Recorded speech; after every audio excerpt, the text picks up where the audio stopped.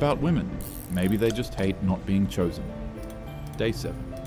Hit full spiral. Woke up to no notifications. Checked phone 3 times in 10 minutes. Downloaded a 4th app just to try. One of my girlies recommended it for when she was going on a healing trip. It's called OKCUPIDLOL. Bio imported from Hinge. One message, you want to join my premium room? Another, I like your vibes, join my Telegram? Just stared at screen. Why is being a man online like being spam folder manager? Started imagining if my actual brother ever goes through this. Like, every single day? No attention. Just scams, ghosts, dead chats, and that's if you're lucky. If not, flagged and banned. Imagined writing a think piece about this. I went undercover as a man and realized dating is a scam. Probably would get 1 million reads, but then I'd have to admit the guys were right. And that's just not happening, because they're not right. Opened Instagram, read comments from the original challenge accepted post. Top liked one said, she's gonna delete the apps by day 6 and make some ridiculous excuse. Felt attacked. Because that was exactly what I was planning to do. Called my brother that night, told him what happened, expected him to say something like, damn, that's insane. Instead, he just said, yeah, that's just how it is. Like it was normal. Like every guy just wakes up expecting this. Told him the stats, 9 matches, 5 scams, 0 conversations. He just went, yep. Said it's not about effort. It's about being invisible unless you're rich, jacked, or hilarious. I tried to argue. Then I realized I had nothing. Just sat there silent. But of course, I told myself he was just being negative. Still convinced men just need better energy. Spent night in bed. Lights off. Phone on Do Not Disturb. Kept refreshing Tinder. Just hoping one message would land. Even a scammer. Even a, hey. Nothing. Scrolled my own old photos. Wondered if I'd match with myself. Probably not. Tried messaging one of the old matches again. Said, hey, how's your week been? She'd unmatched already. Felt like whispering into a void. If that void charged $19.99 for premium access. Day 8. Officially gave up. Deleted all the apps, reopened Instagram, posted a photo of myself with the caption, being seen isn't the same as being chosen. Girls hyped me up. Preach, queen. They could never handle the glow. But I didn't believe it. Not this time. Wrote in Notes app, I used to say men are entitled for wanting attention. Now I see they just want someone to care they exist. But never posted that one. Lowell sounds like mommy issues low-key, but somewhat real too.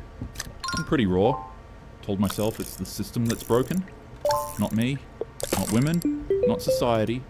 Just the apps and stuff aren't coded right. Nah, right? Day 9. Couldn't sleep. Kept replaying that comment in my head. She's gonna delete the apps by day 6 and blame vibes. Okay, yeah, maybe they were right, but did they have to be so smug about it? Decided to finally post a video summary.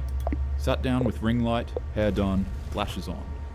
Wanted to look composed, but also honest. Caption. I tried dating apps as a man for a week. Here's what happened.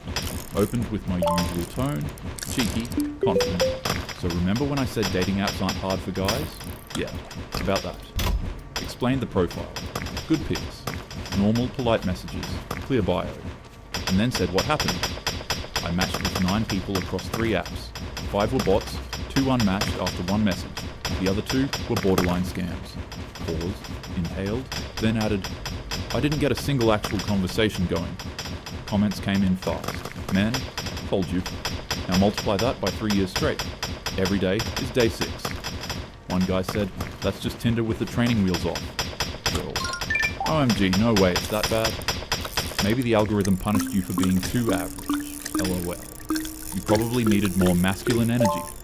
Read those and wanted to scream. Felt that weird pull, like I had to defend my failure, even though it wasn't really mine. Made another post on stories. White background, black text. If dating apps are so full of fake accounts, how are men supposed to feel real? Added poll, for men only. Have you ever been ghosted for saying hi? 75% yes. Other 25% were women who still voted either way, replying saying, I just don't like dry openers. Ugh, dry? He said hi. What do you want? A Netflix trailer? Commented back to the guy who started it all. The OG challenge you guy, his name was Josh. Messaged him privately. Okay, you were right, brutal. He replied, told you. Glad you saw it yourself. No gloating, just tired sounding. Asked him, do you think men are just invisible now? He said, invisible until rich, until jacked, until funny, or until they quit trying. Felt that, deep in my chest.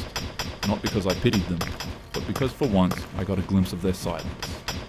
Next post, recorded face to cam, no makeup this time, just me in a hoodie, said, I learned a lot from this, but honestly, I think dating apps are broken. Too many bots, too many fake profiles, too much performative stuff. People don't talk like humans anymore. Tried to soften the blow. I'm not saying men have it harder, pause, but they don't exactly have it easy either. Asked my audience, men, when did you stop expecting replies? Do you ever get tired of reaching out first? Do you feel like people only talk to you when they want something? Posted a screenshot of my stats. 300 plus swipes. 9 matches, 5 were scams. Caption, this is what happens when you follow the rules as a guy. Got DM from guys. One said, welcome to the inbox desert. We've got tumbleweeds and trauma. Laughed harder than I should have. And I wanted to ask him more. Like, how do you even keep trying after years of this?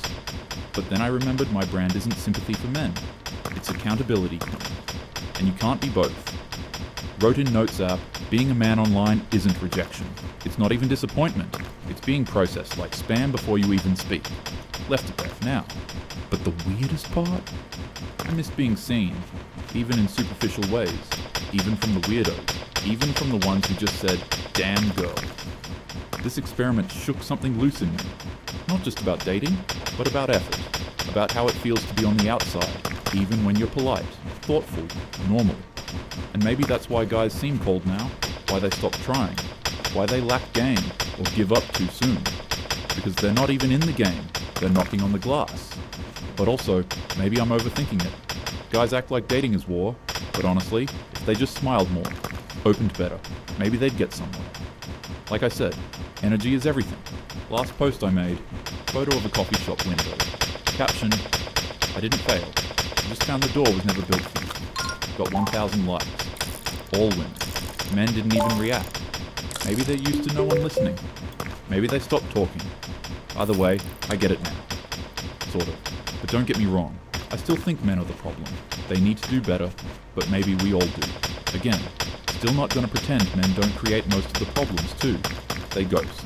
They play games. They ask for pics before names. So yeah, maybe dating apps suck, but maybe men made them that way. I don't know. Just trying to make sense of it. But like, maybe if they actually tried more, they wouldn't feel invisible. Not saying it's their fault, but it kinda is too. Anyways, what do you think? Curious to know. Drop it in the comments. I'll read them all. Maybe.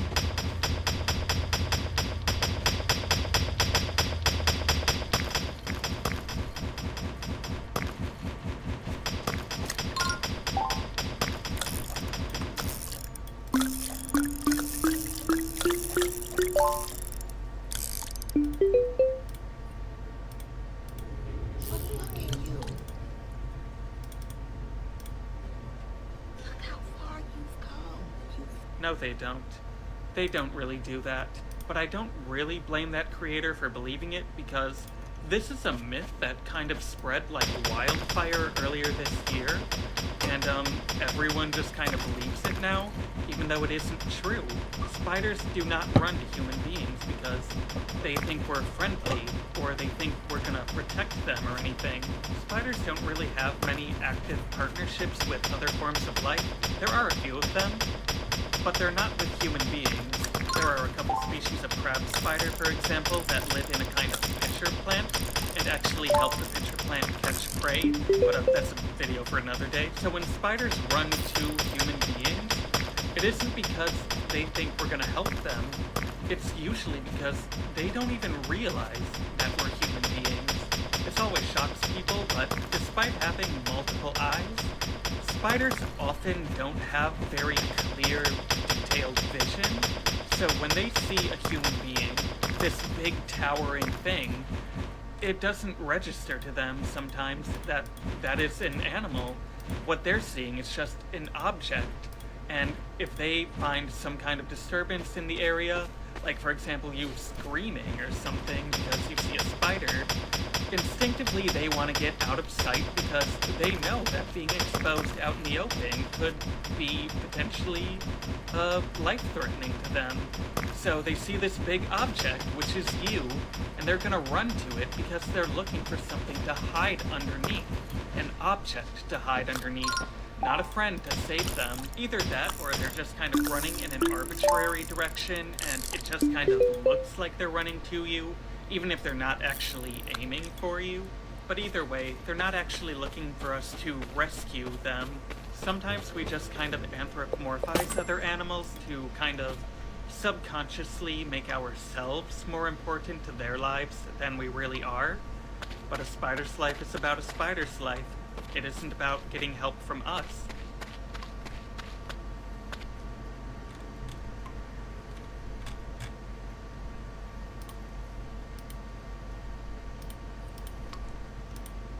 Well, check it out. This is Mr. Don Lorenzo, Mr. Give Money. When the match restarts, Green immediately gets on timing. And Ref, he's literally shape-shifting. Stop him! Isagi and Rin go one-on-one. And seeing Isagi with an actual bag is so weird to see. It's like watching Kuriko shoot the ball. Tom Brady catching a pass. But even after Isagi gets past Rin, Kuriko shoot the ball one-on-one. And seeing Isagi and Ref, Mr. Give Money. When the match restarts, Green immediately gets on timing. And Ref, he's literally shape-shifting. Stop him! Isagi and Rin go one-on-one. And seeing Isagi with an actual bag is so weird to see. It's like watching Kuriko shoot the ball. Tom Brady catching a pass. But even after Isagi gets past Rin, he marks Corona instead and stops their movements. Then he enters that destroyer mode. As y'all know, Rin's true ego is his infatuation with destroying. But it's deeper than that because he destroys at the cost of his own life. Basically, the nigga is insane. The match continues, and basically what's going on is a classic rock, paper, scissors match with Isagi, Rin, and Kaiser. Isagi's barely controlling Rin, but is wary enough to be able to destroy Kaiser, and likewise for the other two. If one of them makes a mistake, they'll leave one of the two to capitalize for a goal. And this is where Rin started going crazy. Sped through every defender, pump faked the hell out of Corona and Raichi, went up and over against Hiyori, and was about to equalize when, I kid you not, this hooligan stopped in his tracks and said something. Nah, I'm gonna do my own thing, cause the goal is too lukewarm. Nigga looked at Charles and said something. Gather up if you want to die with me. Bro, is it ever that serious? Charles didn't realize he was playing with some sociopaths. Oh my god, what is going on? Dude is turning into a little spike board. Nigga has officially lost it, bro. Nigga talking about some, have you ever played soccer with your life on the line? No? What? Isagi was genuinely mortified, and I don't blame him. Rin called Isagi sorry, dropped his ass off, and Isagi was heated. He had to lock in. Then he passed to Charles, and he hit that clean ass Rabona for the cross. And this fucker isn't right in the head, because he put it right between these two just to see what would happen. Coughing bomb versus nuclear baby. This is not gonna end well. But apparently this wasn't enough for that masochist Rin, because he was like, I want something even harder. Like, alright bro, let's chill. Nigga out here hallucinating in the middle of a soccer field. It has never been that serious. Isagi decides to lock in and put his life on the line against Rin. And Isagi didn't even try to block. He should have Ray Lewis truck, bro. And this lunatic Rin ate that shit and Irish Spring Green the shot. A mid-air free kick. What the hell?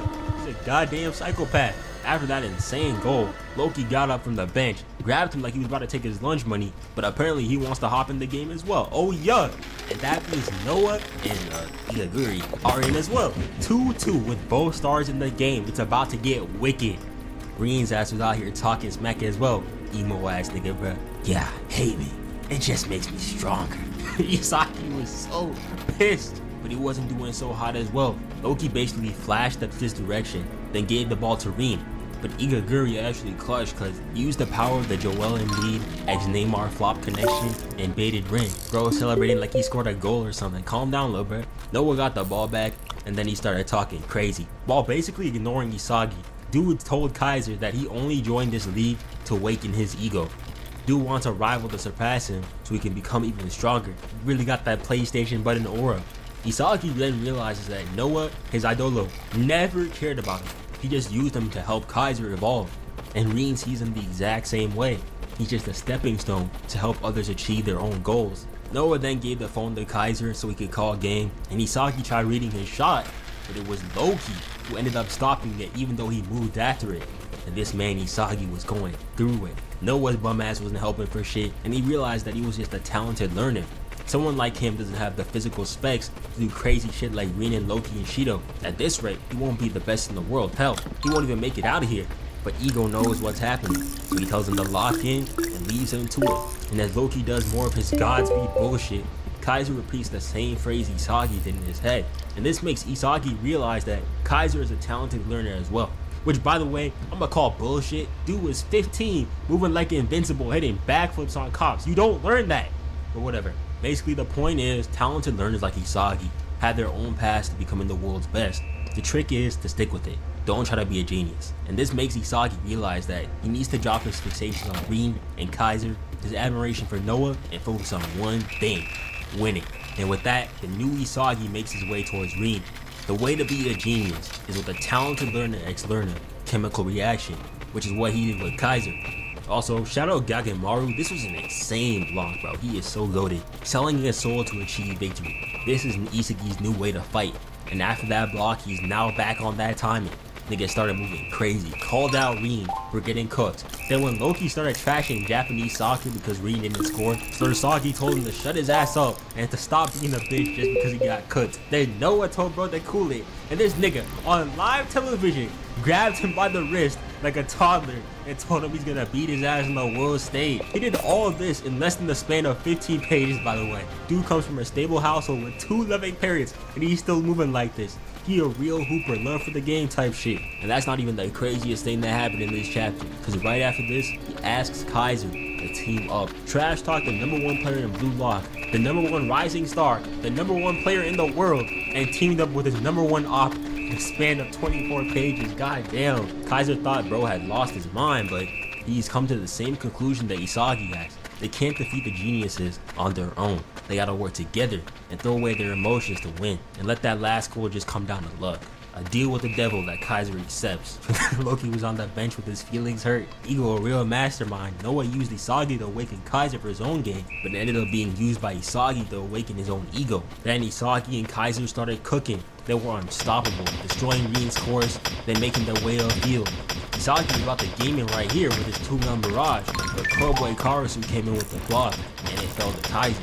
Then Kaiser got it, and he went for that impact shot, but Charles took that shit straight to the dome. I know his ass got some Ippomaka no Uchi type CTE right there, because there's no way he ate a bullet straight to the dome.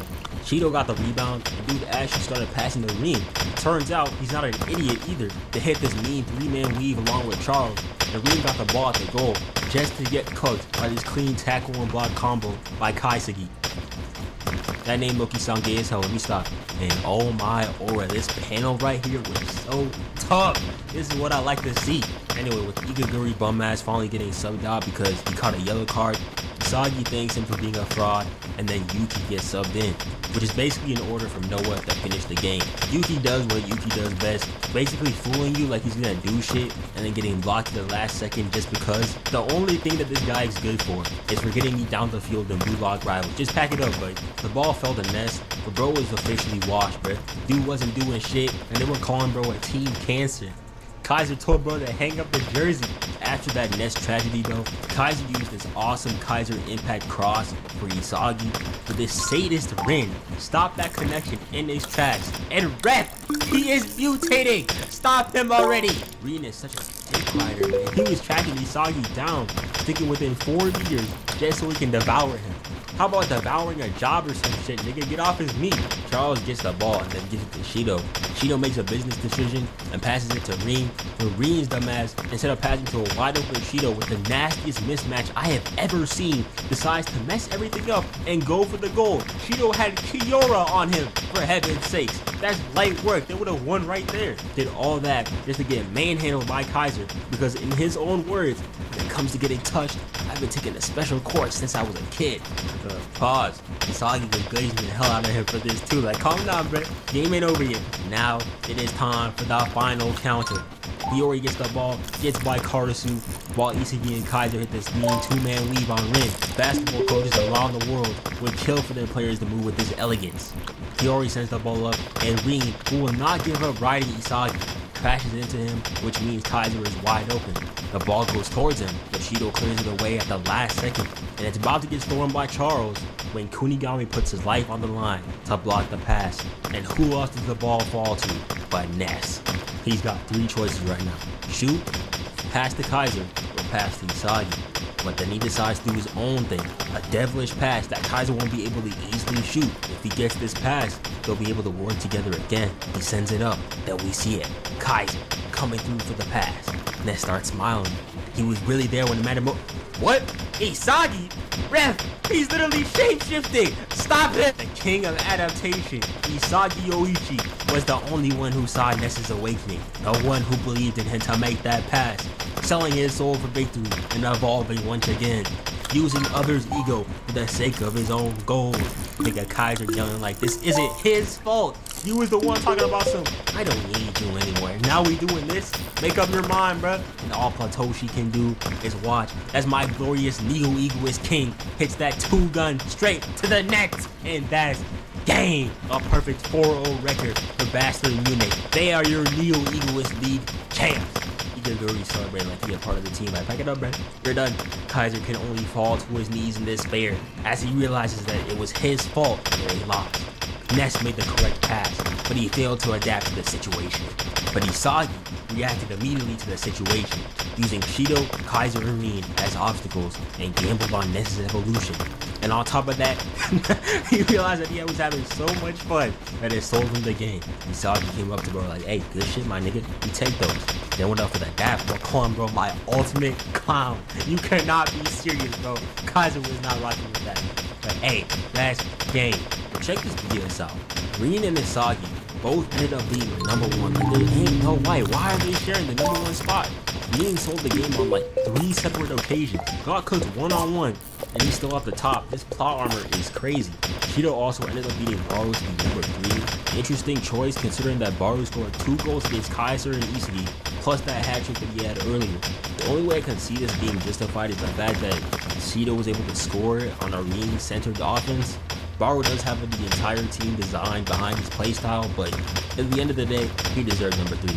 Nigga Isagi was happy as hell. Dude was jerking himself off for 3 chapters straight. I'm the king. You niggas can't hold me. So my dick, Kaiser. Bro is not Ken Kaneki. Put the hands down.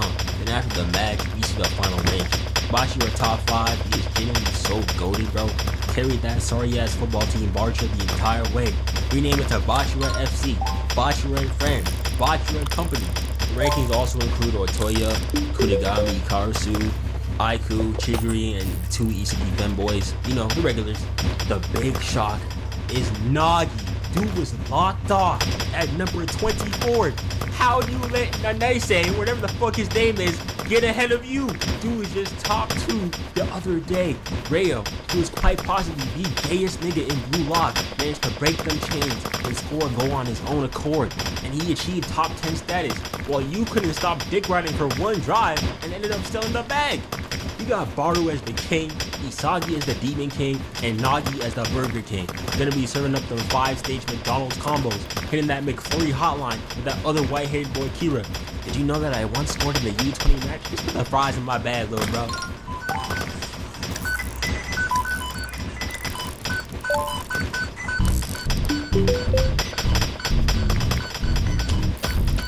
My favorite part about this though was Ego. Isagi asked him why Nagi didn't make it. Isagi is like Ego's favorite son. He was like, oh yeah, he's just too inconsistent and nobody wanted him. And then Rayo's ass came and talking about some do the count again. And Ego fried his ass. He went into the flow state just to call him out, and Nagi didn't say a word. Rayo was in genuine tears. He might as well have his father buy out Blue Lock. He gonna put a 26 million yen bounty on Nanese just to open up his spot. There's also other guys who didn't make it, such as Tokumitsu, don't really care about him. Some MVCs like the Buddha guy. I felt bad for Neru, bro. He didn't even touch the field once. And Igaguri was in dead last. They didn't even bother putting him in front of Nishoka. Messy my ass, dude. Might be the 2nd greatest potential man after Nagi. But forget putting the fries in the bag though. Nagi Loki got a career as a rapper. check out his flow right here. Out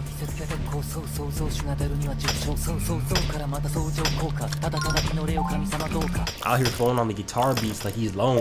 Nagi joining Opium what? Anyway, that's it for now. To end this off, Isagi the Demon King, top 1, Patoshi win, almost got triggered again. Thanks for watching, subscribe, and I'll drop weekly videos. Let's get to 100 subscribers by next month. Yeah, anyway, see ya, bye-bye.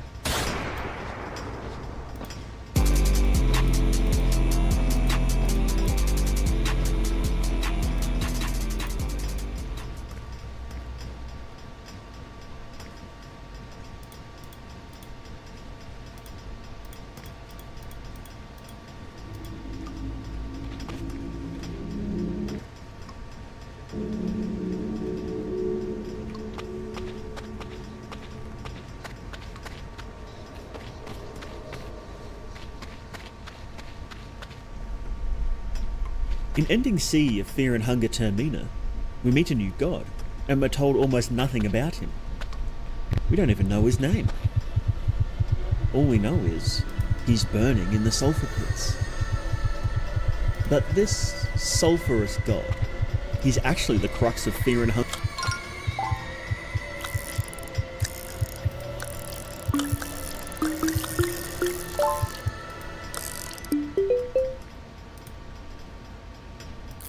Law entirely.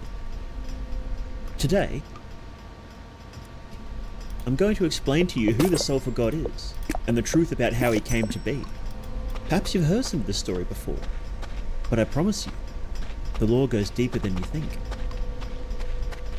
Fear and Hunger Termina is a game about a group of people on a train who are, seemingly by accident, pulled into a nightmarish festival of the moon god Red, whose cold gaze sends everyone in the city below him mad, eventually transforming them all into horrible beasts. Yo, Timmer, I forgot I was in here.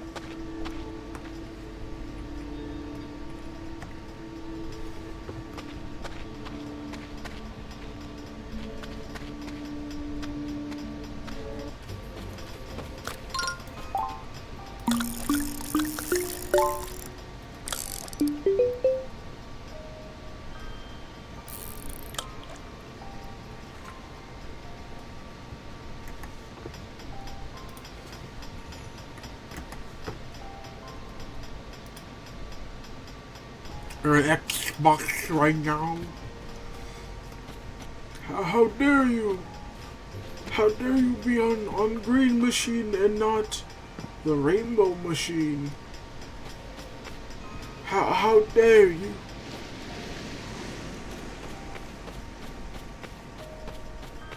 Wait, why do you have an Xbox?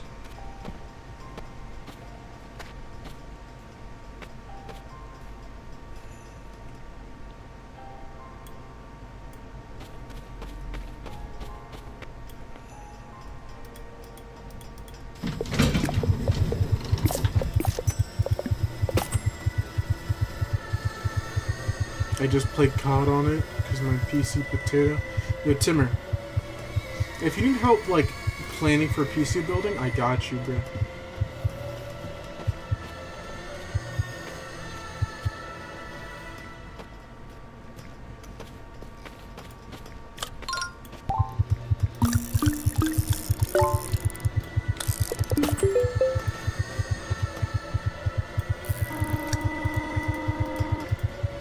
Are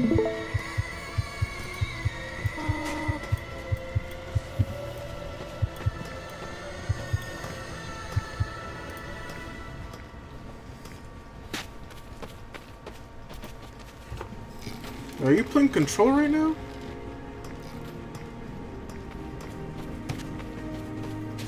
Oh, there's Alan the Alien. I'm assuming you're playing a controller, dude. Why is the fucking... Yeah, okay, you are.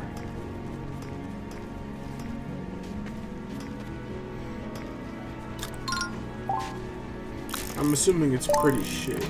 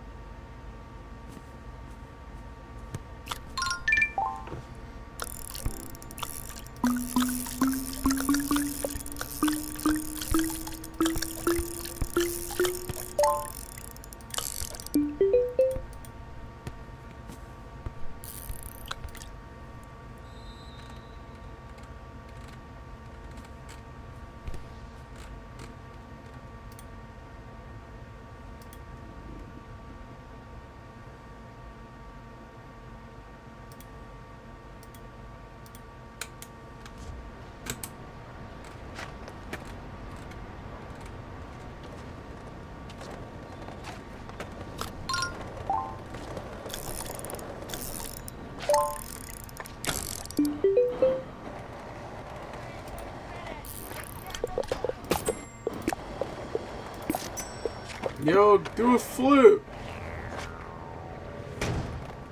Yo, you just ate shit, bitch. Yo, do a flip.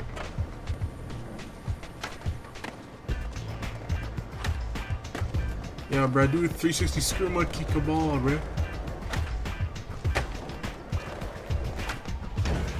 Tough?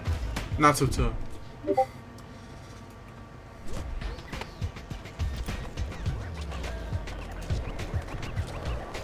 Oh, do a flip.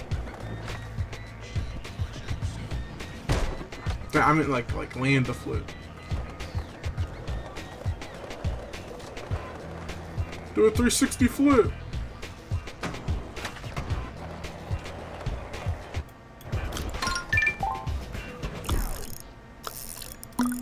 You forgot about the flip part.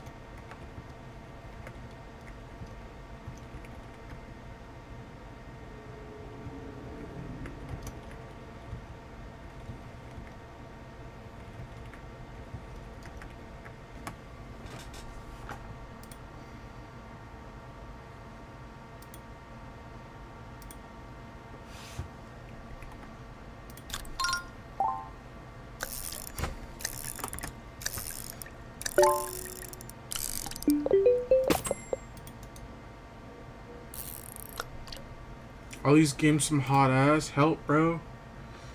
Yeah, they some hot ass, bruh. Oh, now you got a rematch on Xbox? Fuck, bruh. Well, time for you to wait until crossplay. Also, making a PC is cheap. Okay, Timmer, how much would you say a PC would, a normal, like, modern-ish PC game would cost? Like a PC that could run most modern games pretty well. On like high graphic settings. 1.5K?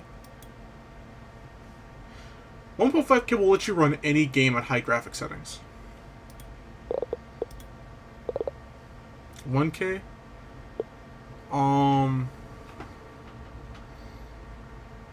Will let you play most games on high graphic settings, not counting games with poor optimization.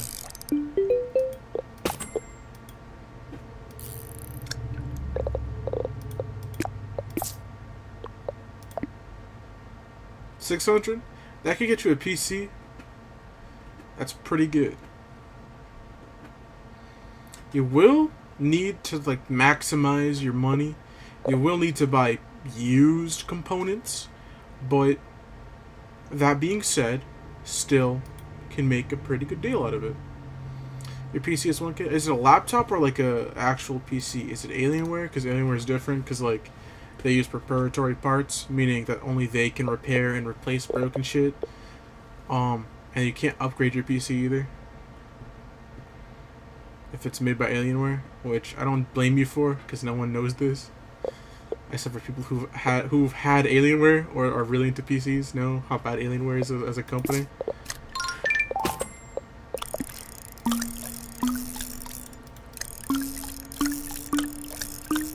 Oh, laptop. Okay. Well, now you know one of the reasons why to not buy a laptop, and that's because it's more expensive than its PC counterpart, but like less power. Because for example, like let's say I get a okay, for Peast, he has a laptop with a 4080 Super, or I think 4080 in it, and I have a PC with a 4080 Super. There is a large difference in the amount of power that my graphics card can use, because it has 3 fucking fans, and it has like it's like a whole ass heat sink just for itself with some room and airflow. And then his is a laptop, and maybe if it was back in the olden days and laptops used to be big and thick, but laptops are more thin. So it's 2060 Ryzen 5. Okay, $600 will get you a better laptop than that, not counting monitor, OS, and keyboard and mouse, and headphones, and well, you don't have a mic, so. Got 3 years ago. Ooh, Timmer.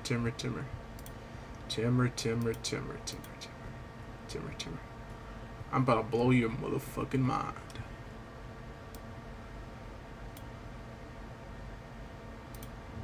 Okay, Tim.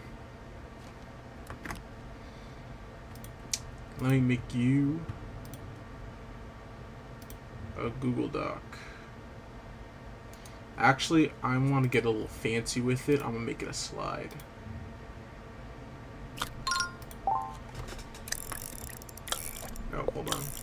images. There we go.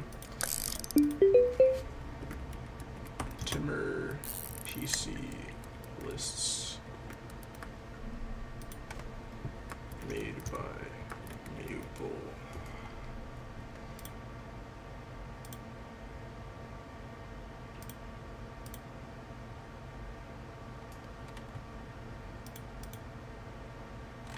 Oh wait, okay.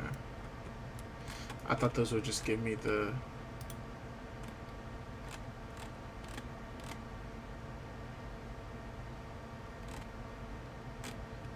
Let's go strategic plan. What happened to just giving me just colored slides? I haven't used Google Slides in a hot minute. What happened to just giving me like why is it doing so much shit I could just do on my own?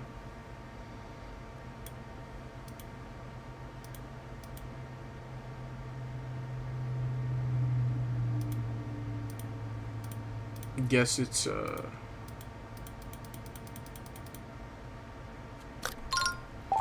won't need more than 10. What?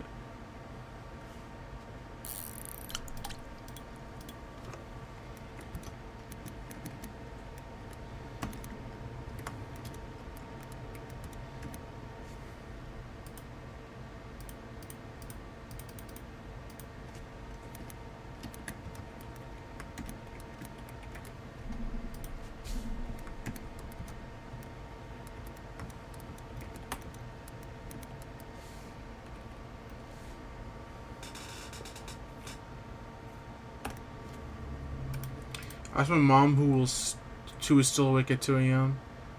She said she'll buy me a new PC at 1.5k because she got a new job. What? Yeah. And if you use used parts, dude, because like already the 600 was enough to get above a 2016 Ryzen 5 laptop level. Like, it would have been well above, be able to get above that. But with that humongous increase, like,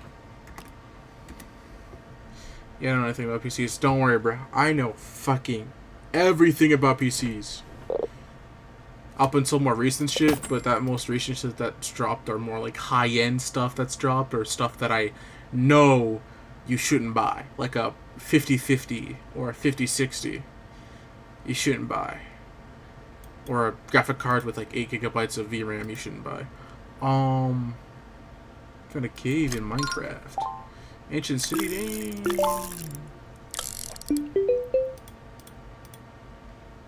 Also, good thing that you went from Xbox gaming to PC and not PlayStation gaming to PC.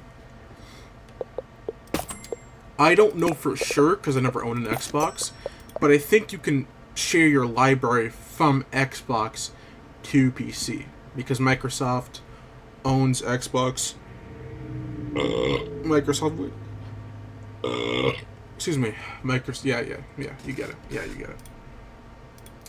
Okay, so can't go over 1.5k. Are you fine with used parts or no? If not, that will limit the performance you would get, but wouldn't be too bad.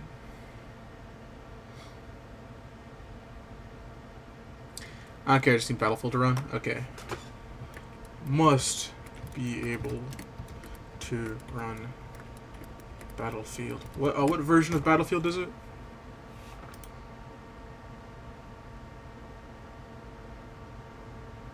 The new one? Oh, 6. Okay, thank you. Battlefield 6. Anything else you want from it? Anything,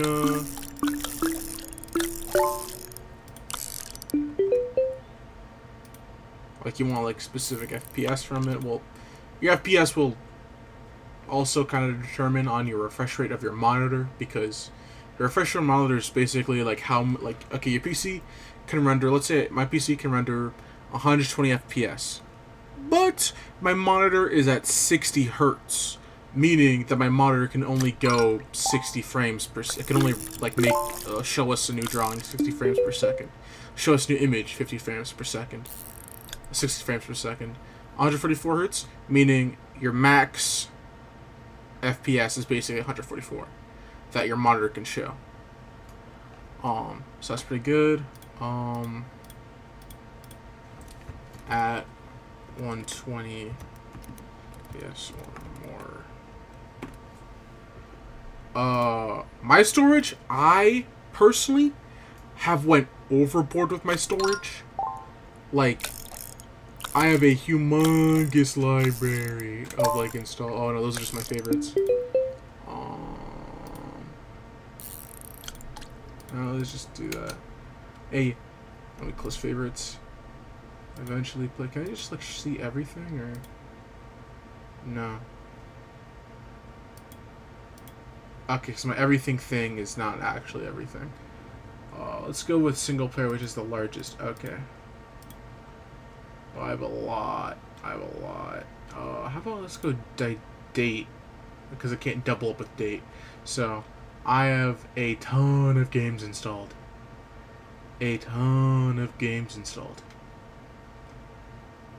Some of them I've been touched since. Woo! So I went overboard and I have like, let me see. I have 6 terabytes of space on my computer. I would say roughly a good one to have is like 3 terabytes or 2 terabytes. 900. Yo, you're about to go fucking crazy with 3 terabytes, bro.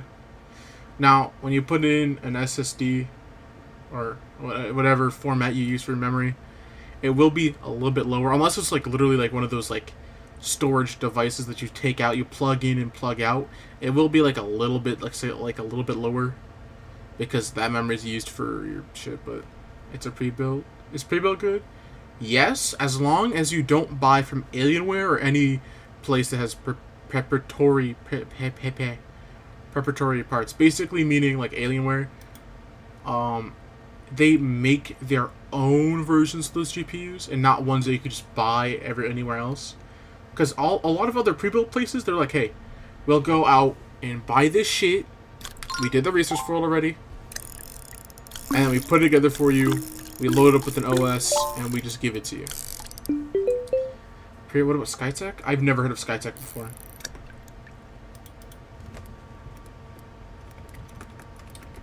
One of the best places to see if something's a scam or not, just go Google X thing and then do Reddit.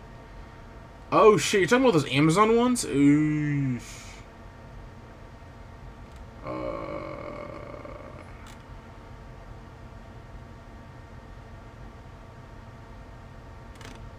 Huh. It seems that Skytech isn't that bad. This guy just sent his fucking build. I used on mine were great. Some pretty good prices. Mine is still kicking today. I needed 4 years old. Touch only was the RAM, but that's because I needed more. Fair. No pre-built system is reliable. They make money by offering cheap components. I would stay away from pre-built. He is a little bit misinformed and probably burned by Dell and Alienware. Because the worst places you can buy pre-builts are Dell and Alienware, because Alienware used to be known for being good. Like you asked your mom and pa, hey, mom and pa, what's the best place to buy a computer? Alienware. They're stylish and really good. But then they got bought by Dell, and Dell makes like mostly just workstations. Sorry, I'm kind of on a little tangent here. Let's go. Can be pre-built. Okay, I'm just gonna make this one pre-builds and do that one later. Custom by HP Omen.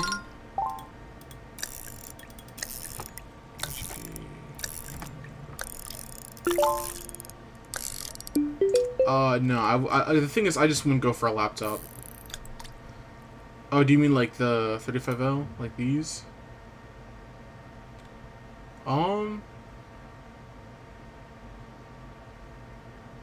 They seem alright.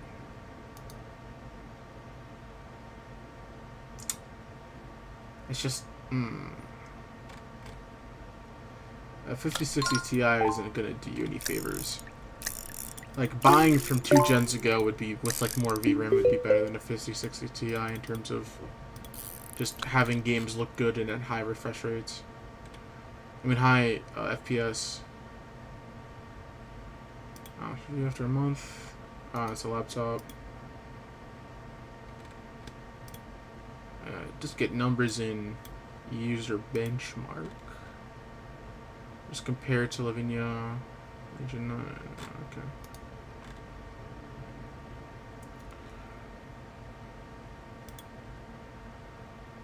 Huh?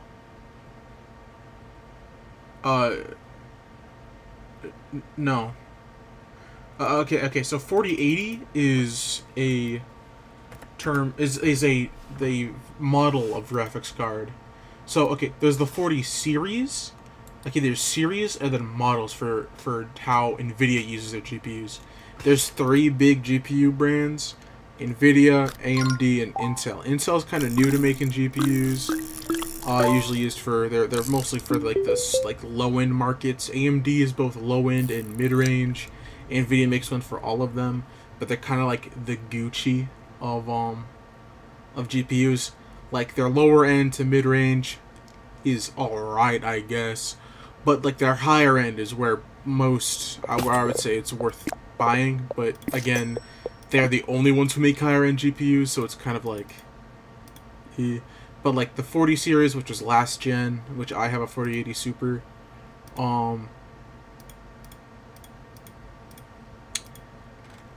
so the 40 series is like the 40, 60, 70, 80, 90, 4080 Super, 4090 Super, 4070 Ti, 4070 Ti Super, like those.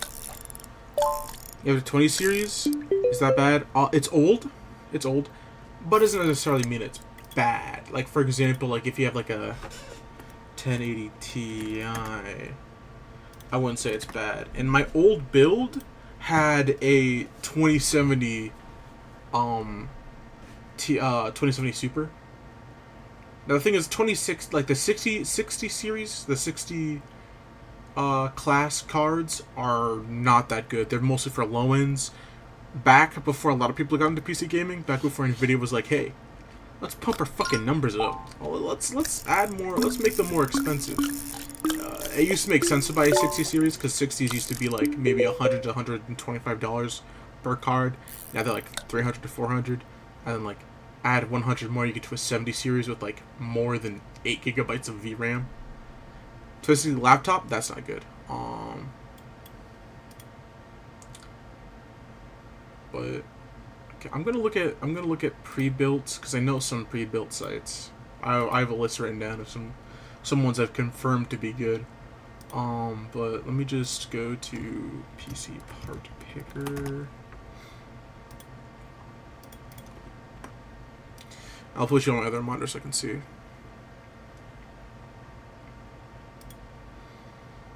And let me just start now.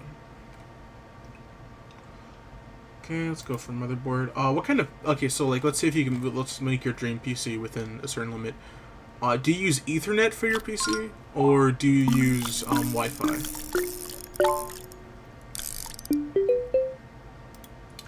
Because I probably put that in the rules. If it's... You can only use Wi-Fi. Okay, so Ethernet, you can get an Ethernet cable anytime. It's just... If you... Okay, so how motherboards work is some don't have Wi-Fi either built in or a Wi-Fi adapter, meaning they can only be connected to the internet via Ethernet cable. But I got one that has Wi-Fi adaptability because every motherboard will be able to connect it to Ethernet, but not every motherboard will be able to connect to Wi-Fi. So Ethernet cable plugs into your computer and then plugs into your Wi-Fi router. So if the router's in the same room as you and you plug it in, amazing speed. Same room as you, with Wi-Fi, I mean, you'll still get speed because it's near you, but not like an Ethernet. But if, let's say, like in my situation, my mom has like the router in like her office, I just use Wi-Fi. I just kind of move it when she's not home. Can you get like at my store? Yeah, you can get at any, like, not any store, but like you can get like a Cat 6 Ethernet cable. You want Ethernet? I want the Ethernet. Okay. You'll buy an Ethernet cable. Okay, so it doesn't need to have Wi-Fi adaptability, which will make your potential prices be lower because it doesn't need to have Wi-Fi. And I'm assuming, let me show you the models of PCs. So, ATX PC case. ATX is just like the normal PCs, like normal size and height, which is like this size, you know, like the average height that could hold like 3 fans horizontal, 3 vertical. Noxy? What?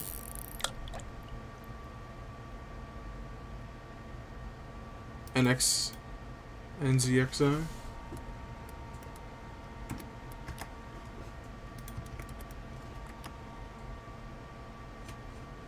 Oh, NZXT cases, okay. Let's factor into that on another, because I could just make multiple different builds, depending on if you want, oh yeah, do you want stylish? Do you want, I should probably have asked this, do you want it to be stylish or no? Because mine is not stylish, okay. It's like, I want a PC main. Okay, so would you rather prefer your PC to look good versus high performance, or for like, okay, which one would you rather have? Your PC looks good, but you have a little bit lower performance, or your PC performs really well, but your PC, just visually speaking, like the box itself doesn't look good. High performance, okay.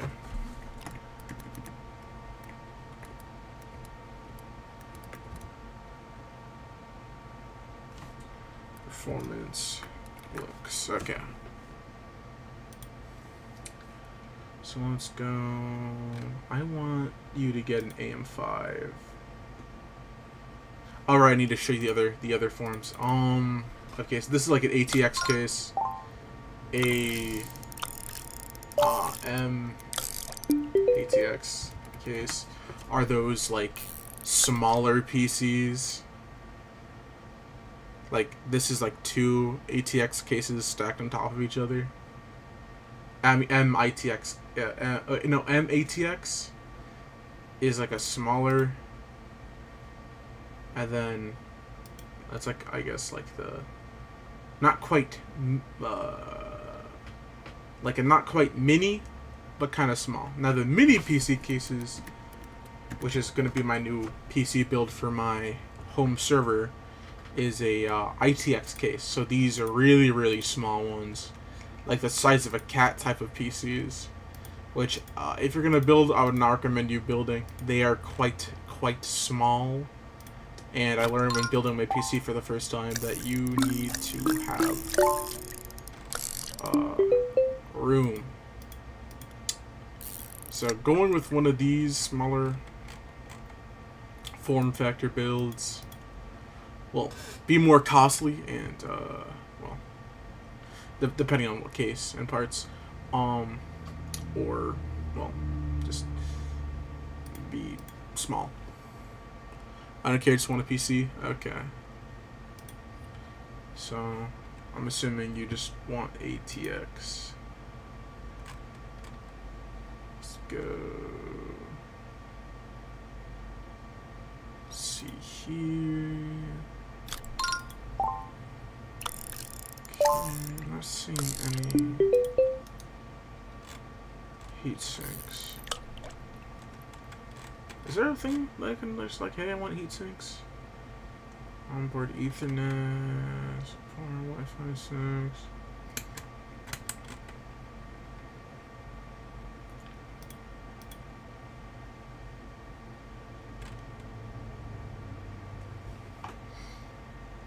Oh, there's one with the built-in heatsink.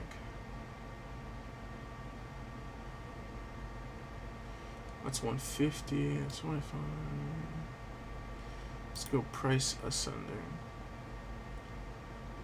Is there a heatsink on this guy? On this bad boy? I think that's a heatsink.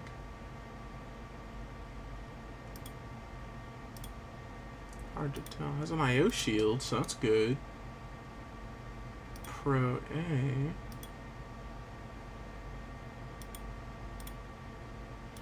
No IO shield, which I don't want you to have. No IO shield. Because I feel like you'd prefer one with one. This one has an IO shield, no heatsink. IO shield and heatsink.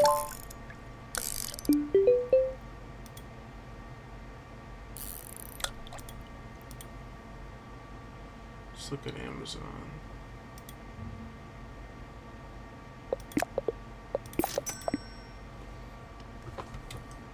Just like give me Bluetooth Wi-Fi AD. She says definitely a heatsink.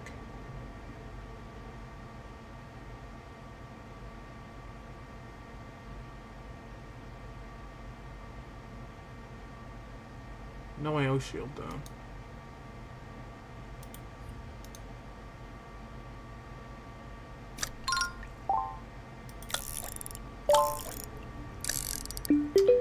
IO shield but no heatsink, so I think it might just be cheaper just to go with a one with an IO shield.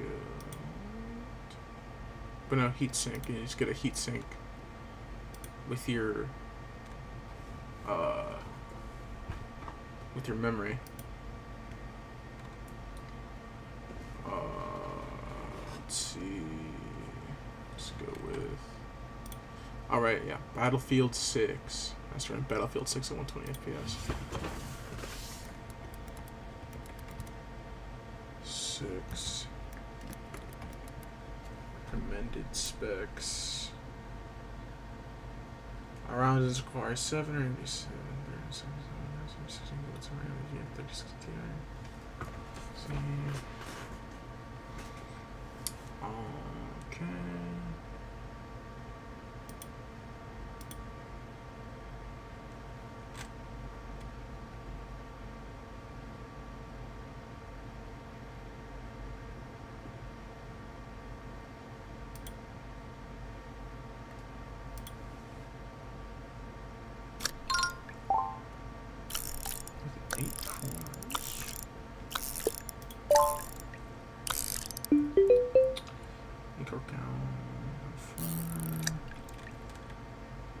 Squeezes in 5 in here. Probably not.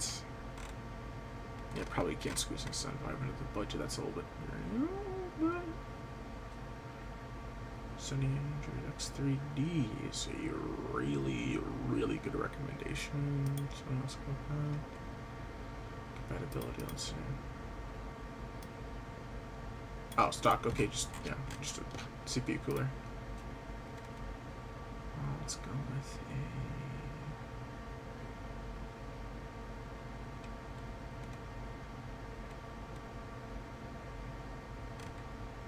Let's go under 200. High reviews. Let's go 85.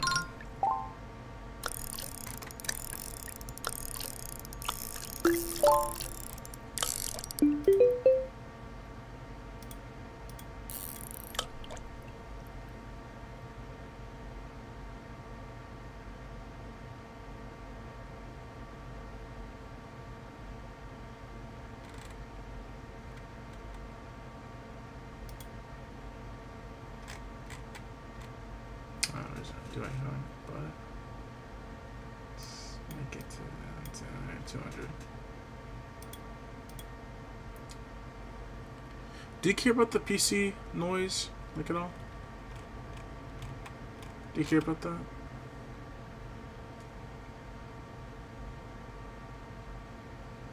Like, would you want it to be silent as hell?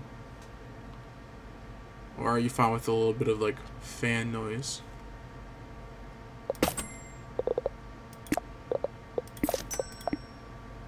Yeah, I'm just watching someone do the job for me. No, I got my goddamn headphones on. Okay. So let's go for... some good RPM.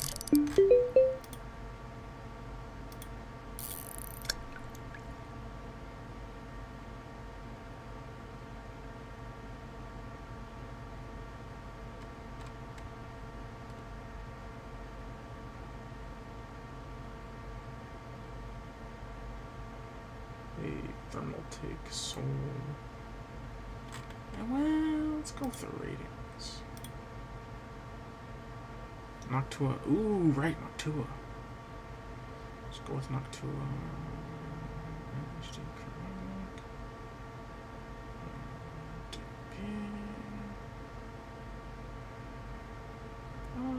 Could go with the Noctua HD. Let's go with that. Let's go with that. Okay, video card. Okay, what did it say for the GPU? GPU requirement 3060 Ti Radeon RX 7600.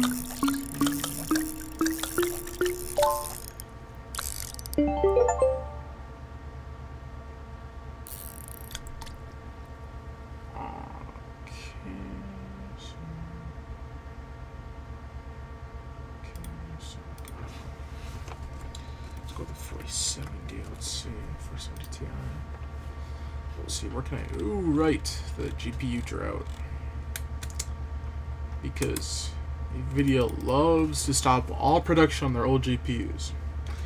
But that's okay. AMD makes really good cards anyway. So let's go with that. Let's go for showing.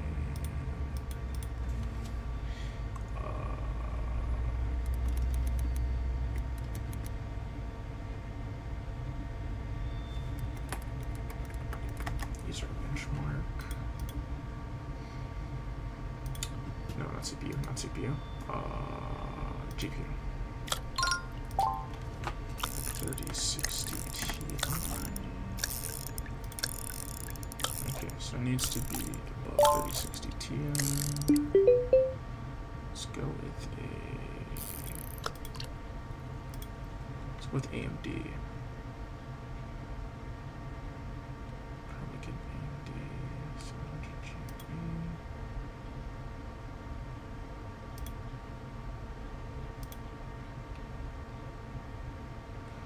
Okay, that's 300.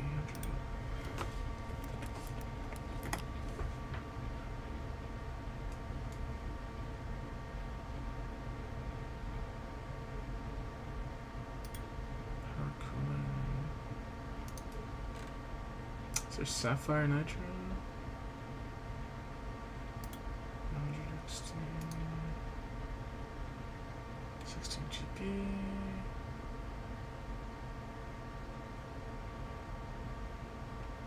So it's too long. Can I get a triple thing?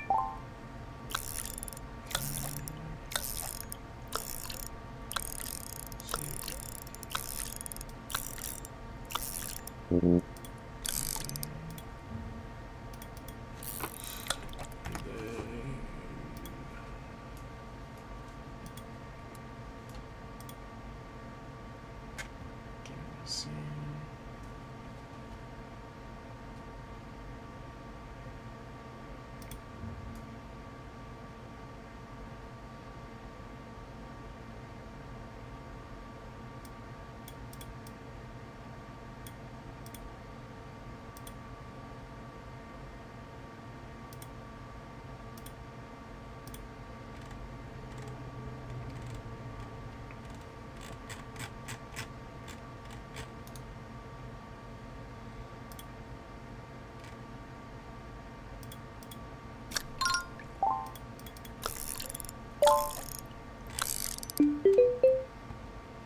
Okay.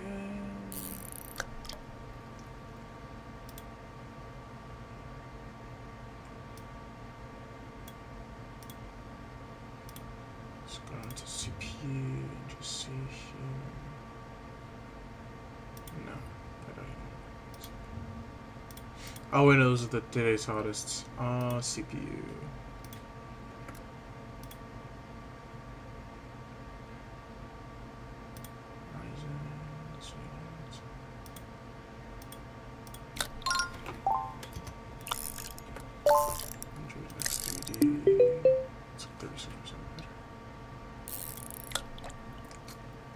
If necessary, we could just go down to a 7600X if we need to price it down. Let's go memory. What is that? 60 gigabytes. I'm gonna future-proof your machine a little bit, and let's go 32 gigabytes. Let's go 4G. Yeah.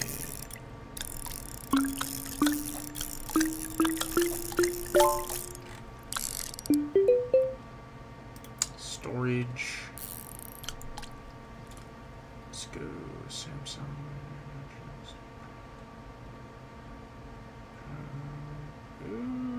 But do we even need to go with Samsung? Go Western Digital, Silicon Power.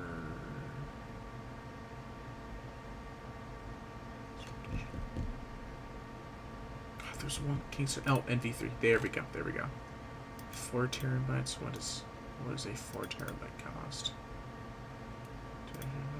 Let's see. If not, we just go scale down and actually do more research on the VRAM, on the RAM, on the not VRAM, the memory, the RAM. Case. Let's go with a under 200, 5 to 4 star.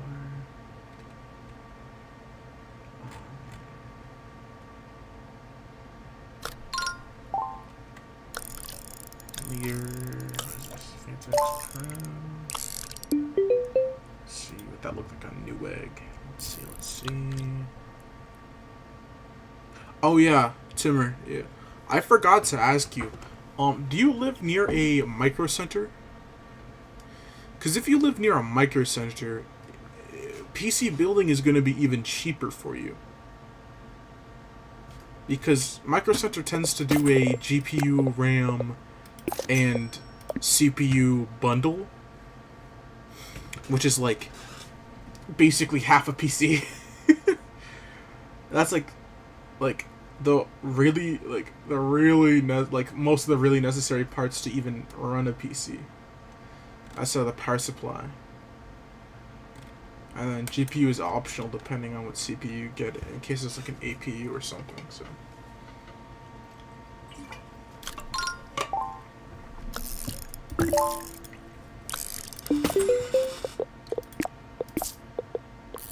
The fuck is that? Oh wait, no, that's a Newegg thing.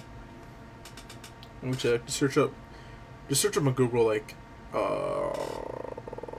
micro center near me. My quest! I need more quests.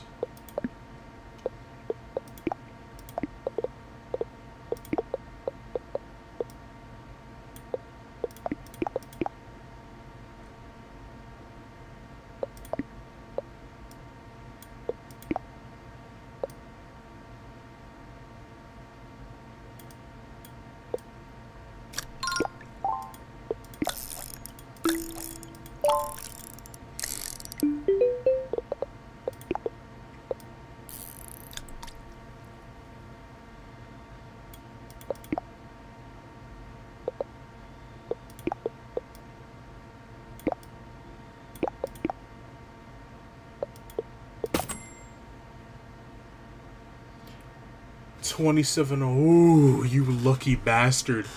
I live a full 10-hour drive from a micro center. So a micro center, you know, just like a state away. I live on Long Island, so basically have foreign stores near me. I wish I lived near a micro center. I'd probably make a PC building side business. Instead of in fucking Timbuktu, Oregon.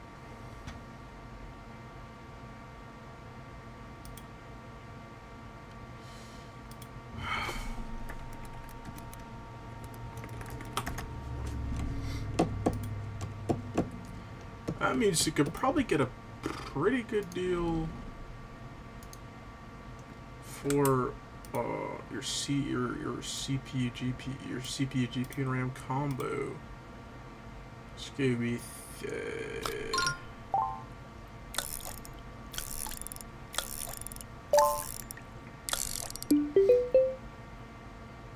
Fuck, I haven't used their site in a while. Forgot how weird their site looks. I know what I want though. I know what I want to look at. God, they have filaments and shit, bro. If I lived there, I could actually fix. I could probably get someone. Actually, if I was lived around there in a bigger city, I could probably find someone who would fix my fucking 3D printer. And I could just do it myself. But I kind of like doing it myself. I just never decide today's the day. I'm like, oh, I'll do it tomorrow. Do it tomorrow. So,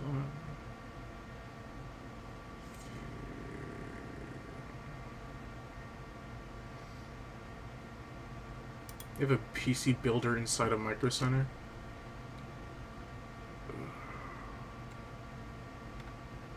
It's so detailed. Probably has everything in their store. If you add your dark theme, okay. Now it's easier to look at Micro. No. Okay, well, products. Let's go top deals, PC parts. Let's go. I forgot how to look it up, but they do. They definitely do have like deals. CPUs.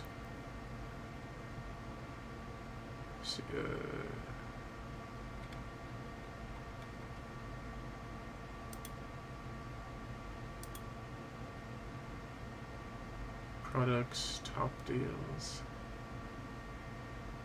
Oh, let's go motherboard deals. Probably in there. Okay, where would it fucking be?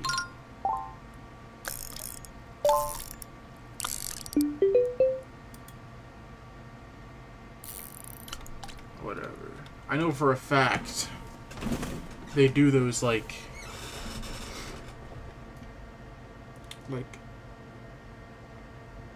bundle deals.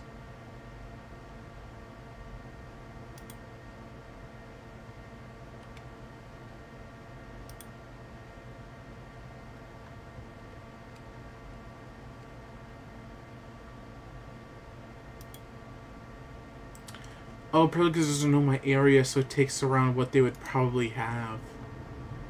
Okay, I forgot. Because I have none in my area.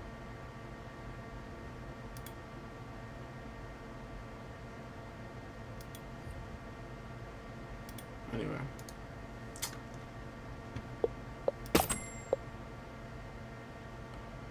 "19 minutes? Yo.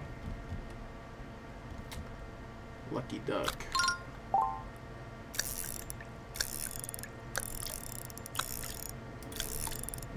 Power supply. Wait, how much? 55 watt, 544 watts. So power supply, let's go with it.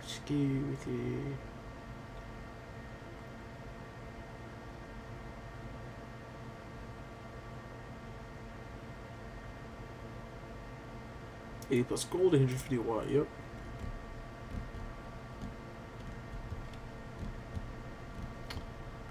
Case.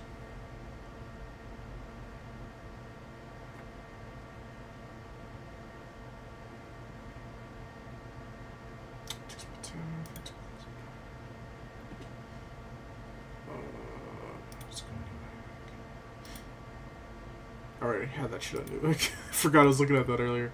Oh wait, no, I need that.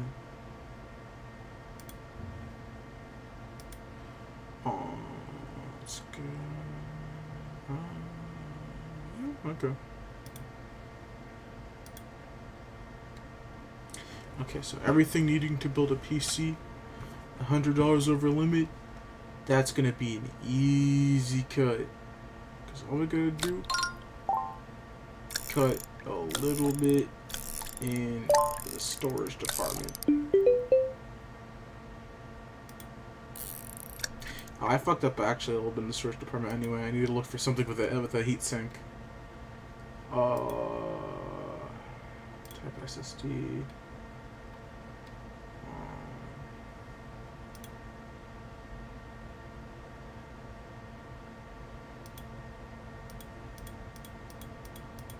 M.2 PCIe slots.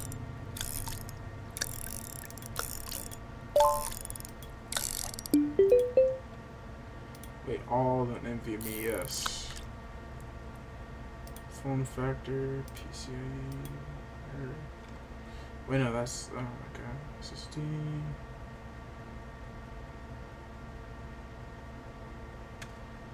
Wait. Did they even sort it on heatsink? Alright.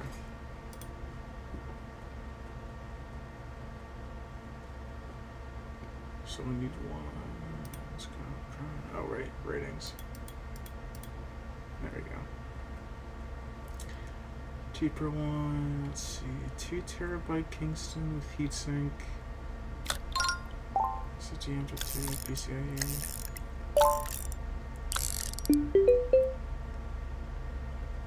Oh, what's digital? Black, 2 terabyte heatsink. Boom. We are now, was it 1.5 or 1.6? 1.5. That's like $33 over budget. I don't think she'll mind that much.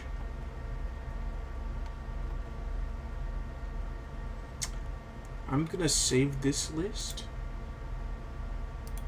Save this list.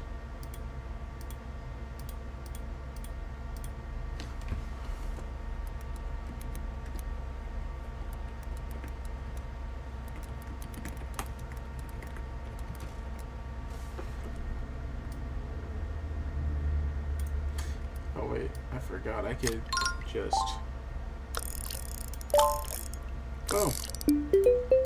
There we go. And it should take me. Yep. Okay. Now to make this on budget. So you know what? Fuck it. No cheating whatsoever. No used parts. On budget. So let's go. Let's see. So 76.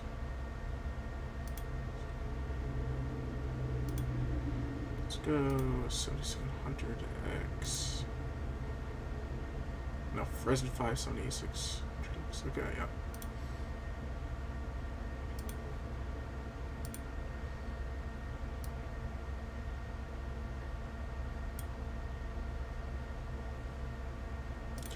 Boom. That cuts it down dramatically, but gives us more room for the video card to work with. And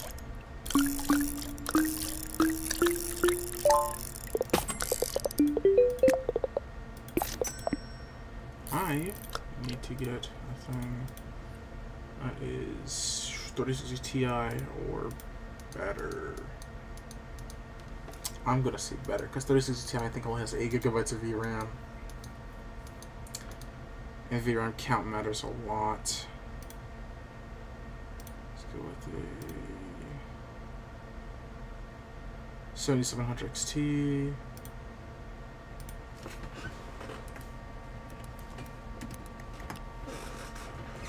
Challenger 7700 XT. Dark OC. Sapphire Pulse. And 12 gigabytes. VRAM.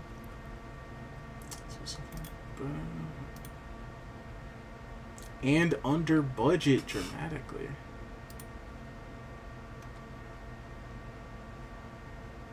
Wait, let me just...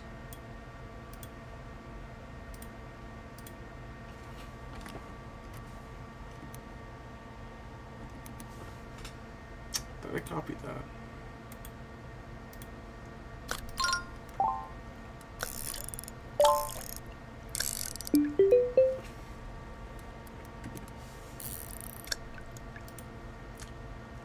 13, 16.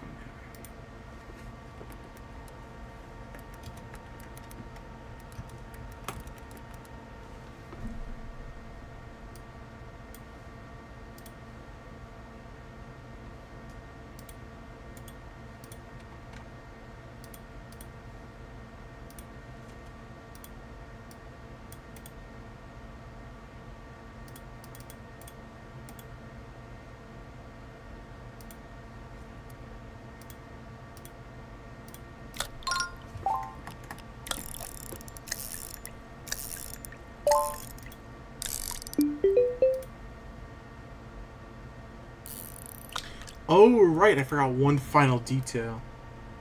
Fucking, bottleneck. Calculator. If it's above 15, it won't really matter that much, but it's good to check. What resolution is your... okay, AFK for 1 sec, okay. If you can hear me, though, what is your resolution for your,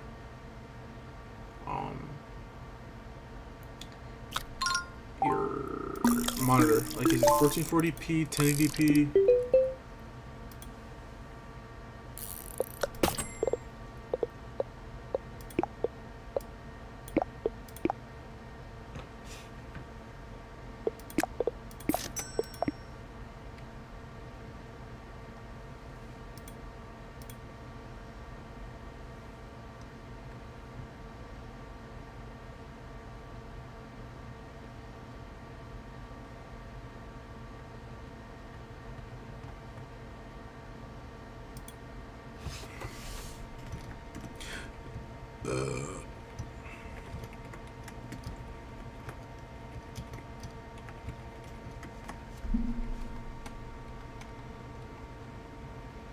Damn, y'all and Tom McFurry have been chatting.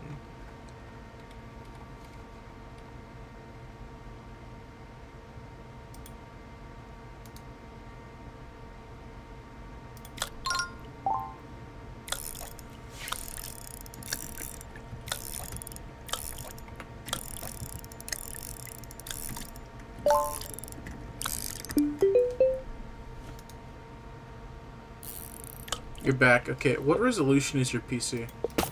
What resolution is your monitor? Sorry, like 1440p, 1080p. Which one is it? Or 4K if you do have a 4K monitor. Which 2K? So that's like 1080p. Or also 1440p monitor. All right. So 1440p. Let's see. What is this one again? Okay, 7700X.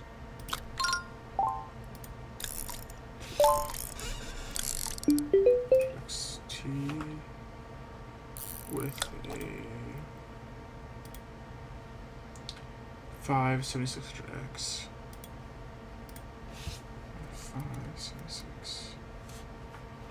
7600X. Calculating. CPU intensive tasks, 3.8 bottleneck. GPU intensive tasks, 0 bottleneck. So it will be pretty fucking sweet. Okay. But let me check this one.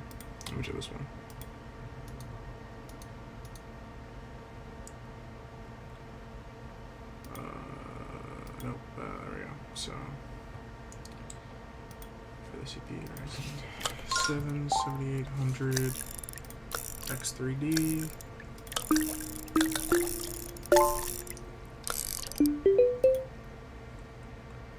with a 7800 XT.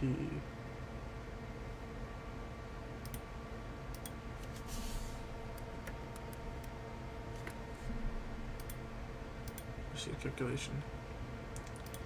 The bottlenecking, 1.7% on CPU intensive and 0% on GPU intensive. So basically nothing. Okay, so for bottleneck, you don't gotta worry about it unless it's like 20 or 30%, because it says like, oh, it's 10%. That means like if you're doing like high-end 3D game making, like you are a person who makes 3D models and codes video games, but like released games, like in the normal fucking gamer, you don't have to worry about any of that shit. Unless it's like over 30% bottlenecking, but most PC companies, yeah, they already do bottlenecking. So, my PC right now. Alright. Let's see. Because the resolution of 1440p and 1080p does matter a lot. Like, for example, you get a lot less bottlenecking on 1440p versus 1080p because 1440p having a higher resolution allows the CPU to work in a way and the GPU to work in a way that has less strain on one over the other. I would say 1440p is like a good, like, neutral resolution for most builds. Oh, that's for the beach and beach only.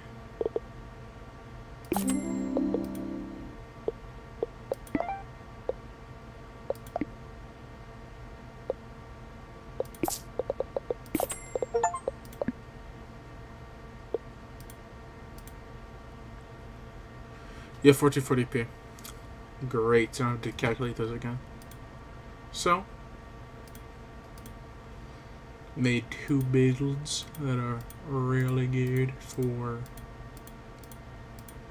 your price to perform, for your price to performance with you know what, I'm gonna make that one a little bit better.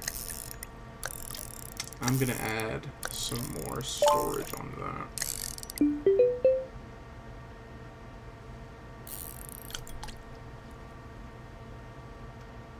It's 21 over. Never mind.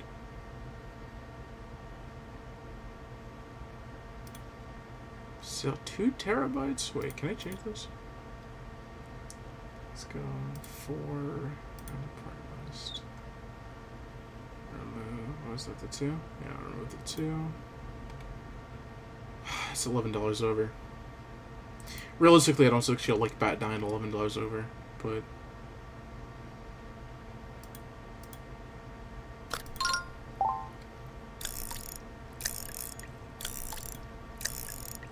Also, you can add more storage to your PC. It's quite easy. But just to make it like that, you know, just to keep it under the budget. Use parts. You can probably get significantly better if you allow yourself to use parts, to use these parts. But you don't really need to when your budget's like 4.6K. Like that's enough where you don't need to worry too much about if you should buy used or not. But it would save you money if you bought used. The fuck is that Zelda image? Oh, you have a capture card? Nice. Or is that an emulator? Or I need to buy myself a better capture card. Oh, emulator, okay. Because I have a capture card. I haven't installed Yuzu on my new computer, though. I give a fuck about no capture card. Fair. I can't wait for a Switch 2 emulator to drop so I can totally play those games illegally while not paying $80 for that scam box.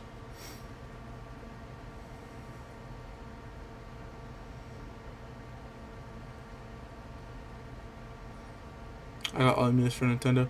Nintendo is, it's kind of funny because they hate being emulated the most, but have by far the most emulators. Like for most other like consoles, it's usually like 1 or 2 for their older consoles. There's like 5 big ones for the DS. There's like 2 for the Switch. There's like 1 that does the Wii U and GameCube, I think. It's mainly because like Nintendo's like really far behind in protecting themselves. Not on purpose, but because they just don't see themselves as people who need to get with the times. Okay, pre-built. Let's work on that. Pre-builds.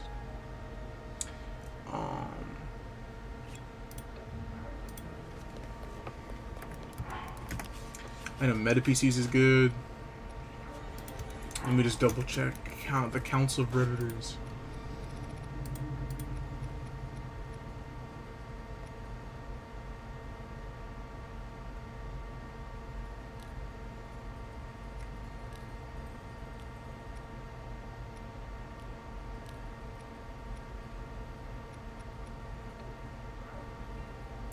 Okay, Meta PCs is pricey. But then again, buying a pre-built is just pricey in general, though.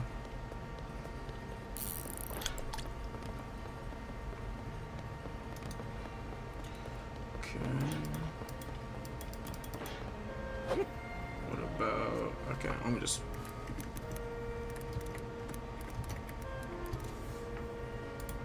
Okay, the Council of Reddit. The Council of Reddit.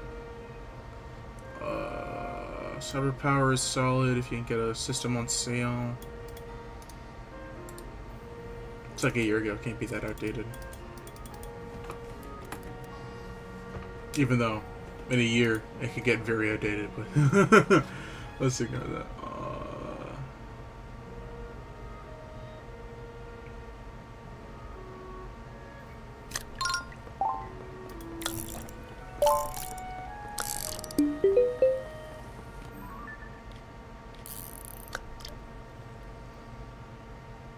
Okay.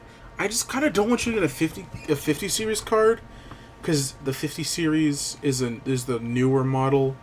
But NVIDIA has been kind of being a little shit and making drivers, which is aka the software used to run your GPU in the most optimal way, not so good. So I'm kind of hesitant on giving you a newer NVIDIA GPU.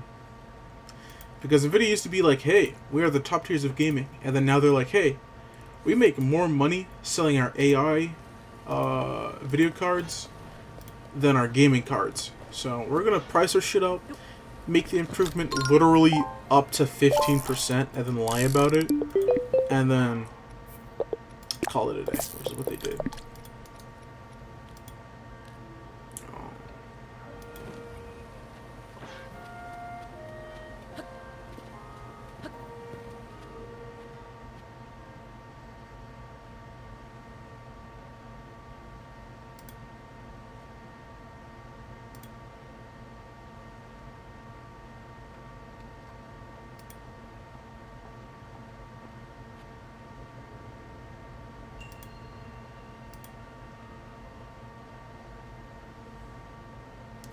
Present 7, 11, 50, 60, hell no! Ooh, RX 9060 XT. Dude. $300, why is it $300 off? Why is this thing $300 off? I saw...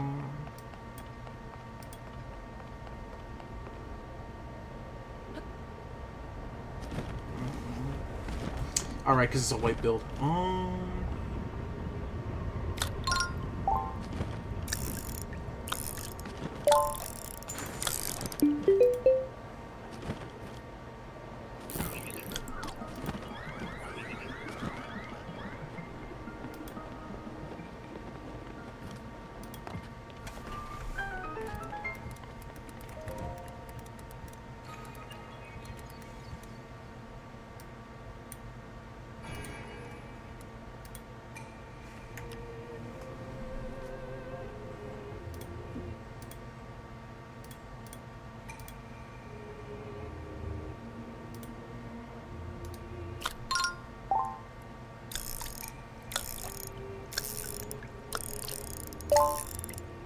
Oh wait, never mind. It's the 8GB card. That's the 8GB model. God, I wish they never released that 8GB model.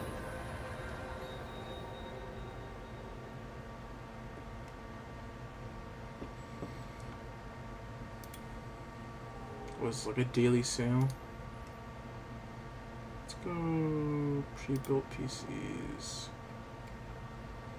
Let's go price range. Oh, graphics. 9070 is fine. 4070 free. Action free.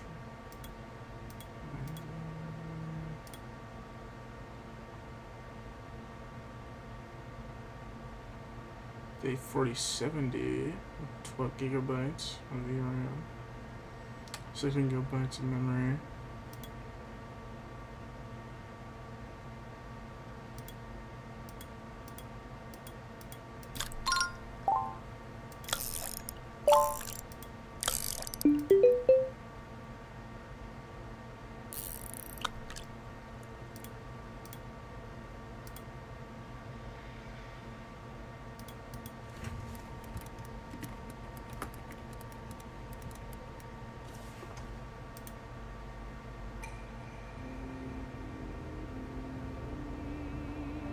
Okay, good. They use off-the-shelf parts. Because, like, if they use proprietary, I was like, proprietary parts? I don't know.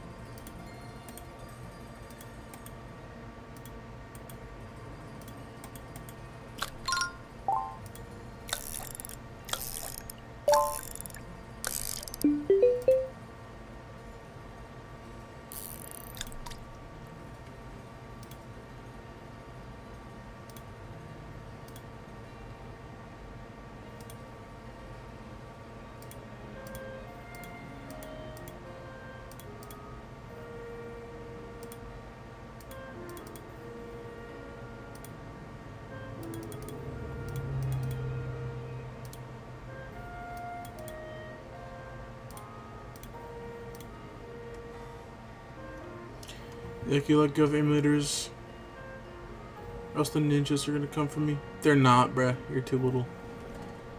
Phrasing. Wait, we need more. I want some more. I wanted to score memes. We need more. We do need more. No, little.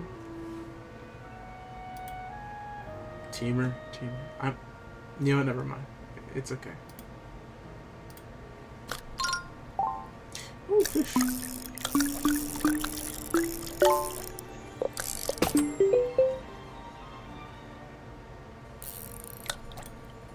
I know I'm going to share this with you.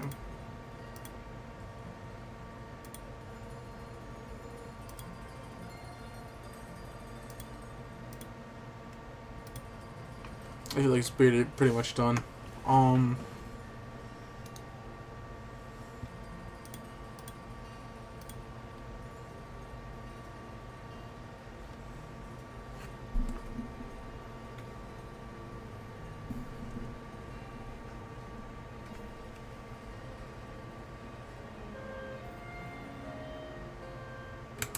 Oh yeah, I would recommend getting a large USB so you can just transfer over, well, 2 USBs.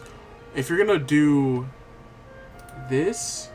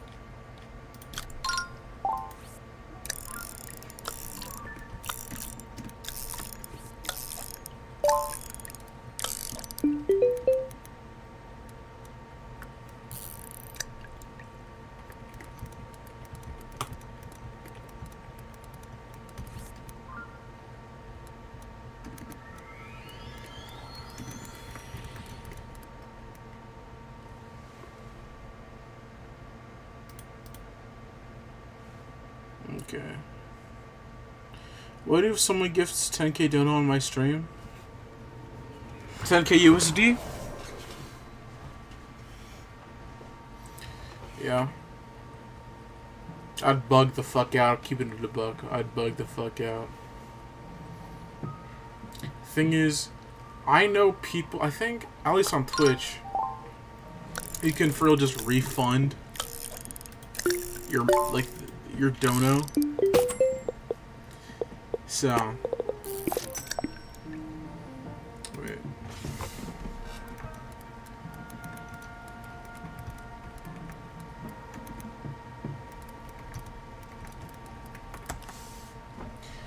Yeah, okay, you can't refund those, but on, so I'd tweak out immediately.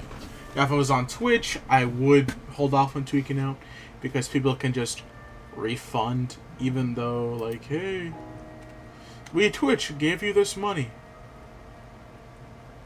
Like, and it's, like, they can, take it back in disgusting amounts.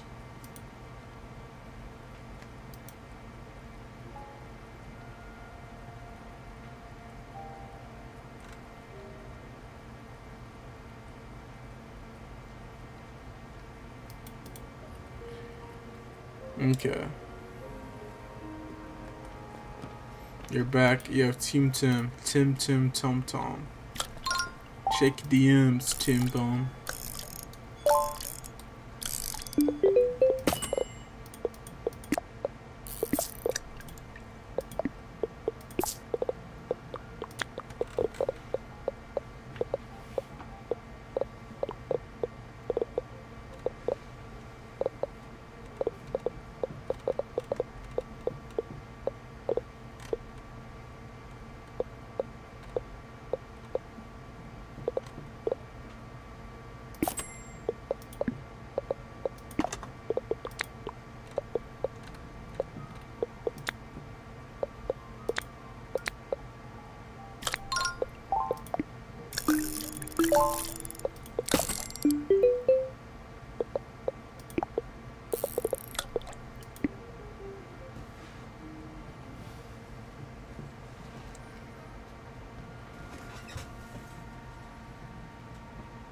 Fuck, it's almost 1 a.m.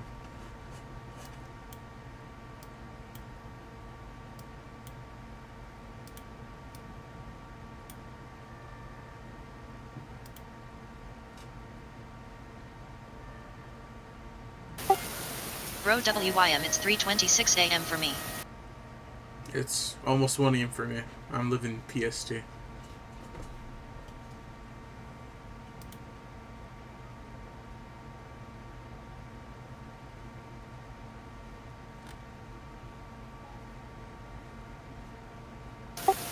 Move to Est and we can live a fair life IDC. I could move to EST. Screen diff won't be that much of an issue. I'll be able to dribble faster because ping affects how fast your inputs are put in. But I would be living in a warmer climate.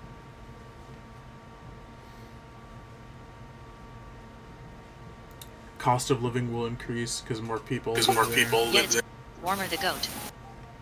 I prefer cold weather. I'd rather start freezing than start fucking overheating.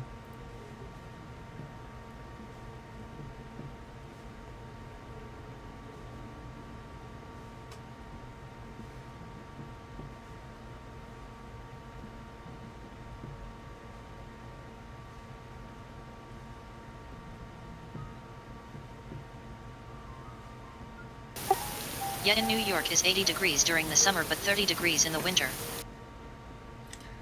Yeah, but in Oregon, it's like 110 degrees during the summer, and then like 50 degrees during the winter. Nah, I'm kidding.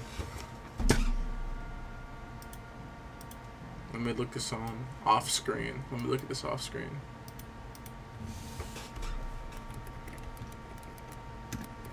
Just so I don't dox myself.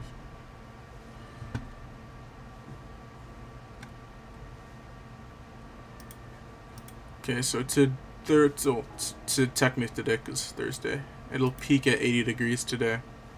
Fahrenheit. Celsius would be like 27.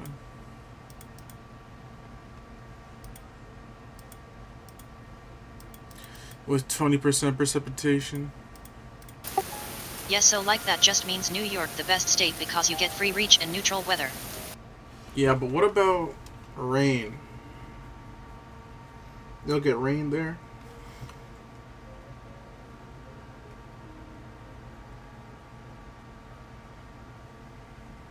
Don't think so. No.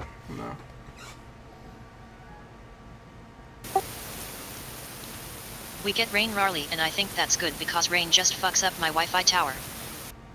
Damn, it fucks up your Wi-Fi tower? Does that for me. Anyway, we get nice rain.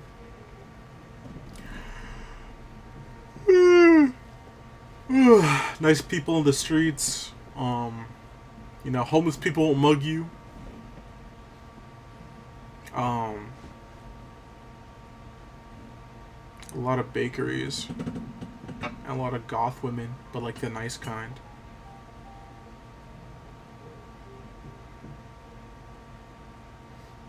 Legal weed.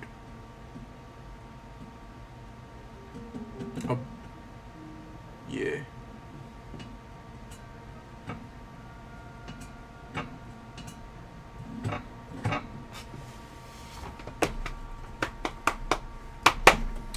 Okay, well, I'm going to bed. Yeah, we had a storm today and the thunder was so fucking loud. I was shocked how loud it was with my headphones on BTW.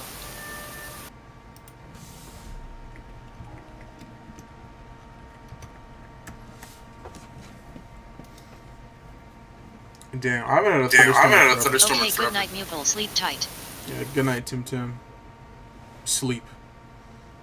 Sleep. Fucking sleep, Tim Tim. No sleep. Yes, sleep, Tim Tim. Okay, I'm gonna go to bed. See you later.